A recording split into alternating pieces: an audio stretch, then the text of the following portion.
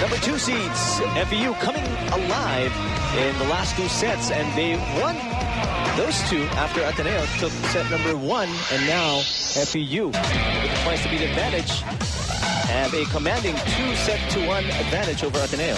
All right, FEU winning the third, and they only need one more set to finish off Ateneo and assure themselves of a final seat. And FEU again, Molate scoring heavily as of what he did in the second set, both in the front, and he's in the front line in offense, of course, in that blocking department. For Ateneo, they felt the pressure as that third set was ending. But they let FEU lead by as much as 6 points. They find a way to, they claw their way back in. Even got the lead from FEU, but they fell short of the mark. And of course, with a strong play of Molate, whenever he's in the front line, that's the time that FEU scores most of their points.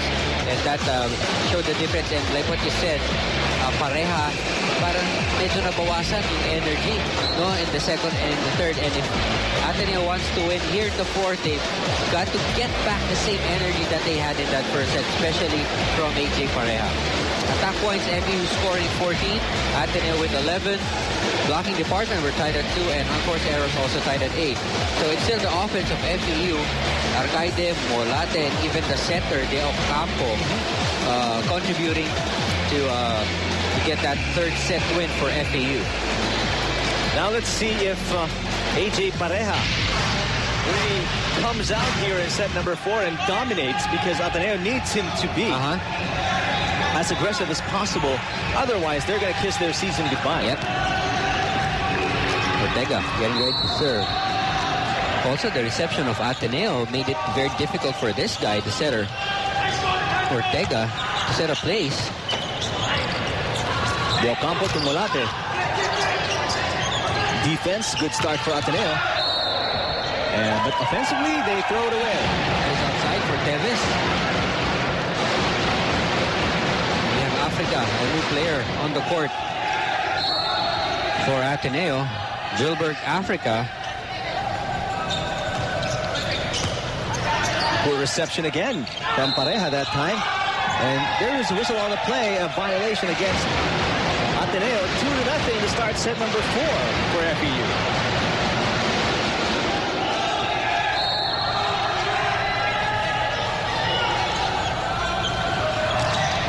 That's De Ocampo serving for FEU. Teves for Ateneo. Here comes Molate. Ooh! As if the blockers weren't even there. Just like in practice spiking, look at this. Great approach. Ganda nung pasa dun sa butas ng block. That's all displayed on our Shaky Slow-Mo. Shaky serving the world's greatest pizza for 35 years and even service reception. Not going the way of Ateneo here. What a start for FEU. 4-0. Yep. And this is a very bleak sign for Ateneo right now. Parang hindi nila masabayan yung intensity ng FEU. Well, Libero of Ateneo even had to set it up, and Teves, that was a tough shot for him. 5-0 to start set number 4, and Ateneo wants to talk things over, so let's listen in.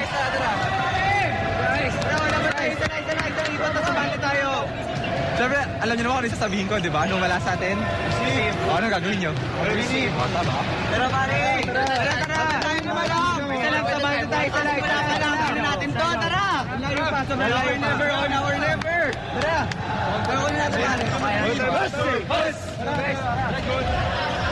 One of the shortest talks I've ever heard from a coach who called a timeout. 4 or 5 words thrown in that conversation. Yeah, and he knows what that the players realize that it's their reception. And who do you look at for reception? It's the libero who normally, picks that stat up. 5-0 to start set number 4.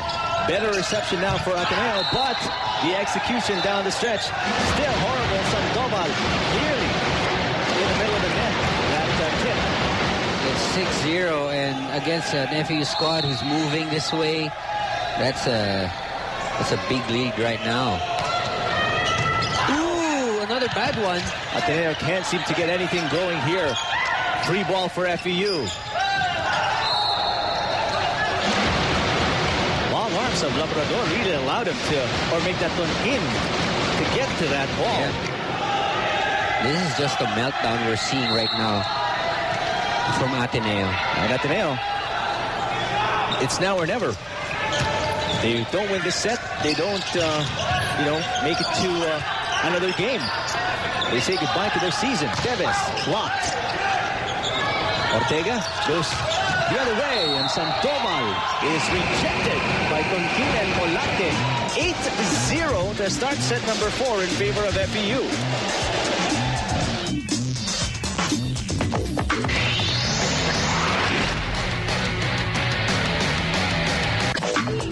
What a terrific display of domination for FEU to start set number 4, Ian.